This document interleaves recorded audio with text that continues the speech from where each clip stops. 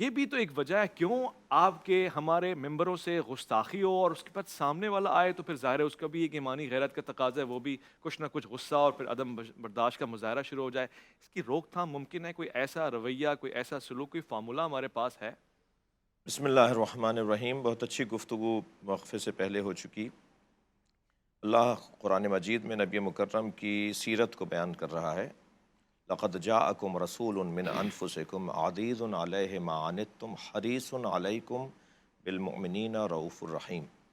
اس آیہ کریمہ میں جو نبی مکرم کی بعثت کے بعد جو اللہ نے اعلان کیا، جاءکم رسول من انفسکم، اس میں جو عزیز علیہ ما عنتم حریص علیکم ہے، میں کہتا ہوں ان دونوں صفتوں کو اسوہ مصطفیٰ صلی اللہ علیہ وآلہ وسلم کے عنوان سے، لقد جاءکم رسول من انفسکم عزیز علیہ ما عنتم، یہ تمہاری پریشانیوں میں پریشان رہتا ہے۔ واہ! حریص علیکم، تمہارا وہ حریص ہے۔ دیکھیں صفت حرص جو ہے نا، وہ ذاتی طور پر میں نے جیسے ایک اور صفت کے لیے کہا کہ غصہ نہ ذاتی طور پہ برا ہے نہ اچھا ہے، صفت حرص بھی نہ ذاتی طور پہ اچھی ہے نہ بری ہے، مگر متعلق اس کو اچھا اور برا بناتا ہے۔ اب اگر کہا جائے زید حریص علی الدنیا تو یہ مذمت ہو رہی ہے، اور اگر میں کہوں زید حریص علی العلم تو یہ تعریف ہو رہی ہے۔ صحیح۔ تو کس کے حریص؟ نبی ہمارے حریص ہیں، نہ ہمارے پیسے کے حریص ہیں، نہ ہمارے نعرے کے حریص ہیں، نہ ہمارے محبتوں کے اظہار کے حریص ہیں۔ نبی کو ہماری محبتوں کا اظہار، وہ اللہ چاہتا ہے کہ میرے نبی سے محبت کا اظہار کرو، اور مودت مانگی ہے، واجب قرار دیے۔ لیکن نبی کی نبوت، نبی کا جو پیغام ہے وہ یہ کہ تم نبی کے ہو جاؤ۔ اور یہ جو برداشت ہے نا، حریص علیکم، دیکھیں اگر مجھے فرض کیجئے یہ احساس ہو کہ فلاں لوگ فلاں شخصیت کو کیوں مانتے ہیں، جس طرف آپ نے اشارہ کیا میں اسی طرف جا رہا ہوں، آپ مطمئن رہیے۔ فلاں شخصیت کو کیوں مانتے ہیں، مثلا یزید کو کیوں مانتے ہیں، مثلا فرض کریں اور بنی امیہ کی بعض شخصیات، بڑے نام ہیں، بعض شخصیات کو نہیں مانتے، ایک بڑی تعداد مسلمانوں کی نہیں مانتی۔ تو اگر مجھے یہ ہے کہ میرا فلاں سنی بھائی، میرا فلاں دیوبندی اور سلفی بھائی، میرا فلاں اہل حدیث بھائی فلاں شخصیت کو جس نے مولا علی سے جنگ کی یا مثلا اہل بیت کے ساتھ ظلم ہوا، انہیں کیوں مانتے ہیں، تو بھائی اس کا یہ طریقہ نہیں ہوگا کہ میں اس شخصیت کے بارے میں، اس کردار کے بارے میں، اس تاریخ کے صفحے کے بارے میں اس انداز سے بات کروں کہ جو اس تک بات جائے گی تو اس سے وہ غصہ کھائے گا۔ صحیح۔ کیوں کھائے گا غصہ؟ اس لیے کہ اس تک اس کی شخصیت اچھی بتائی گئی ہے۔ صحیح۔ مجھے اگر اس سے پیار ہے، یعنی میں چاہتا ہوں کہ وہ اہل بیت کے دروازے پر آ جائیں، میں چاہتا ہوں کہ، میں بہت صاف صاف بات کر رہا ہوں، میں چاہتا ہوں کہ سب اہل بیت کے پیروکار ہو جائیں، جی۔ تو اس کے لیے لازمہ یہ ہے کہ جو اہل بیت کی راہ میں رکاوٹ ڈالتے رہے، جو اہل بیت کے دشمن یا مخالف تھے، میں ان کو ان سے علیحدہ کروں۔ صحیح۔ تو اس کا کیا طریقہ ہے؟ یہ طریقہ ہے کہ میں ممبر پہ بیٹھ کر ان کے لیے کوئی گفتگو کروں، میں ممبر پہ بیٹھ کے ان کے لیے کوئی سب و شتم کروں، نہیں۔ یا یہ طریقہ ہے کہ میں اس مدرسے میں، اس ادارے میں، اس قوم، اس ملت، اس گروہ کے پاس، اس فرقے کے پاس چلا جاؤں اور اس کے ساتھ گفتگو کروں کہ بھائی دیکھو تمہاری ہی کتاب میں لکھا ہوا یہ، تمہاری ہی کتاب میں یہ مذمتیں یا تعریفیں یا خوبیاں یا برائیاں لکھی ہوئی ہیں، تو یہ چیز تم رونگ جا رہے ہو، تم ان کی تعلیمات پہ نہیں چلو، تم ان کی اگر میں حریص ہوں نا کسی سے، میں تو ابھی کل جب آپ کے ساتھ وقفے کے بعد بیٹھا ہوا تھا، یعنی پروگرام کے بعد، جی۔ تو میں ایک بڑی شخصیت جو مجھ سے پیار کرتے ہیں، ہمارے اہل حدیث دوستوں میں سے ہیں، دیوبندی دوستوں میں سے، انہوں نے ایک کلپ میں میری طرف اشارہ کیا، میں آپ سے کہہ رہا تھا کہ مجھے ان کے پاس لے جائیں، جی جی جی۔ میں ان کے پاس چلا جاتا ہوں۔ مجھے جب اس شہر میں گالیاں دی گئیں تو میں نے ان کو خط لکھا شکریہ کا، جانمازیں بھیجی ہیں، میں نے قالین شکریہ بھیجی کا خط لکھا، میں نے کہا جی آپ کی مہربانی ہے، آپ نے مجھے گالیاں دیں، مجھے امام حسن کی سیرت پہ عمل کا موقع مل گیا کہ میں برداشت اپنے اندر اللہ تول اکبر، سکوں کہ اللہ میرے اندر اکبر۔ برداشت ہے یا نہیں، ورنہ میرے لیے کیا مسئلہ تھا، میرے ساتھ بھی لاکھوں لوگ تھے اس وقت میں، اور محرم کے ایام تھے، آگ لگانا میرے لیے بہت آسان تھا، لیکن اس کو کوئی نہیں شمار کر رہا، اس خدمت کو کوئی شمار، بلکہ کہا جائے ساہوکار نہیں بنو، بڑے معتبر نہیں بنو، اس ٹائپ کی بھائی تم کچھ بھی سوچتے رہو، مجھے پاکستان عزیز ہے، مجھے یہ قوم عزیز ہے، ہم سب بالآخر جنت میں جائیں گے، گناہوں کا ازالہ ہو کر، انشاءاللہ۔ تنبیہات لینے کے بعد، بہرحال عذاب برداشت کرنے کے بعد، ہم سب کو اللہ، یہ سب مسلمان ہیں۔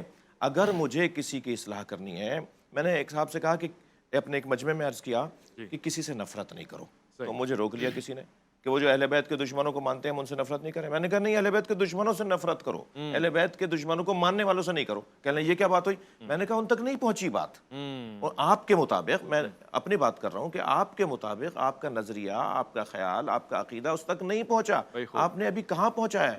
آپ کو سن کے خوشی ہوگی، جب میں پاپا اعظم سے بھی پچھلے دنوں ملا، جب انہوں نے مجھ سے کہا نا کہ آپ مجھے اسلام اپنی زبان سے بتائیں، میرے 10 خطابوں کا ثواب ایک طرف قربتاً اللہ خطاب کرنے کا، اور 10 منٹ جو پاپا اعظم کو ہم نے اسلام سمجھایا اور پوچھا آپ کی نمازیں عبادات کیسی ہیں، آپ کیسے ذکر و اذکار کیا کرتے ہیں، وہ ایک 10 منٹ کی گفتگو میں کہتا ہوں 10 تقریروں کی سے شاید غالب ہے۔ اللہ اکبر، ہمیں پہنچایا نہیں ہے، بہتر ہے، ہمیں کربلا نہیں سمجھائی اب بہتر ہے، تک، ایسا ہم ہی نے ہے، اہل بیت کے فضائل مناقب نہیں سمجھائے۔ ایسا ہی ہے، مولا امام رضا علیہ السلام کا فرمان ہے تم ہمارے کمالات بتاؤ، لوگ خود بخود ہماری اتباع کریں گے۔ ایسا ہی ہے۔ ہم یہ چاہ رہے ہیں کہ دشمنوں ایک تناؤ کا ماحول، جی تاریخ جی کے جو جی واقعات ہیں، جی تو میری آپ سے گزارش ہوگی، آپ کے ذریعے سے اپنے قبیلے سے گزارش جی ہوگی کہ جو جی نہج البلاغہ میں مولا علی نے اہل بیت کی تعارف میں فرمایا نا، یخبرکم حلمہم عن علمہم، اہل بیت کا حلم ان کے علم کا پتہ بتاتا وہی ہے۔ سبحان اللہ، ہمیں حلم کا مظاہرہ بہت کرنا خوب، ہوگا، یہی آج کا ہمارا ہمیں جملہ ہوگا۔ برداشت کا مظاہرہ بہتر کرنا ہے، ہوگا،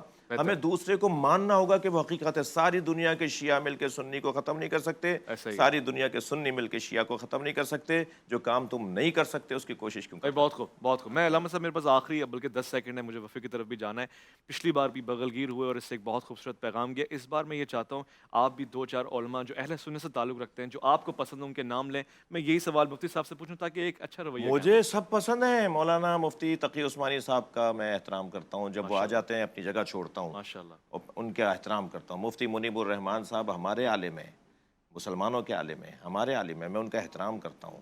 مفتی زبیر صاحب میرے بڑے بھائیوں کی طرح ہیں، ماشاء اللہ، جی حنیف قریشی صاحب میرے بڑے بھائیوں کی طرح ماشاء ہیں، اللہ، یہ دونوں میرے بڑے بھائی ہیں، بہت میرے خوب۔ عزیز ہیں۔ صاحب آپ بھی 2-4 شیعہ علماء کے نام لیتے ہیں تاکہ ہمارے عوام میں یہ مزاج پیدا ہو۔ بالکل، علامہ حسن ظفر نقوی صاحب سے ہمارا بہت اچھا گہرا تعلق، ان کی گفتگو علامہ صاحب سے ہمیشہ ایک محبت کے اثرات ہیں۔ علماء میں جہاں صاحب علم ہے وہاں کا ماحول الگ ہے، اور جہاں جہالت ہے وہاں کا ماحول الگ ہے۔ ٹھیک ہے، اللہ کرے کہ جیسے پیغام علامہ صاحب نے بہت عمدہ اچھا پیغام دیا، اسی پیغام کو میں اپنے قبیلے تک اگر لے کر کے جاؤں، تھوڑے سے الفاظ کو بدل کر کے، کہ اگر آپ یہ سمجھتے ہیں کہ فلاں صحابی کی صحابیت کا اس بات کیوں نہیں ہو رہا، تو وہاں بھی ہم یہ بھی کہہ سکتے ہیں کہ اگر ان کی روایات میں وہ بات اس طرح سے ہے تو ہمیں اسے برداشت کرنا چاہیے، بہت اچھی بات، برداشت کرنا چاہیے۔ ہمیں صرف اسی چیز کا تقاضا کرنا چاہیے جس کا خود تعلیم فرما رہے ہیں کہ گستاخی نہ ہو، اور کوئی نہ ہو۔ 5 سیکنڈ میرے پاس یہ چیز اگر پیدا ہو جائے تو علامہ ہم صاحب آپ سمجھتے ہیں کہ تو اگر عوام نیاز کھا لیں گے، یا مجھ سے علامہ صاحب کیک لے کر آئے تو اگر پتہ لگ گیا آپ نے کھایا ہے تو بڑا مسئلہ ہو جائے گا۔ آپ بھی کوئی ایسی بات اگر کہتے ہیں مذہبی رواداری کی ایک مثال بن جائے گی۔ جی بسم اللہ الرحمن الرحیم۔ میں مذہبی رواداری کی مثال میں صرف ان دونوں بزرگوں کی تائید میں یہ کہوں گا کہ جو انہوں نے فرمایا میرا بھی وہی موقف ہے۔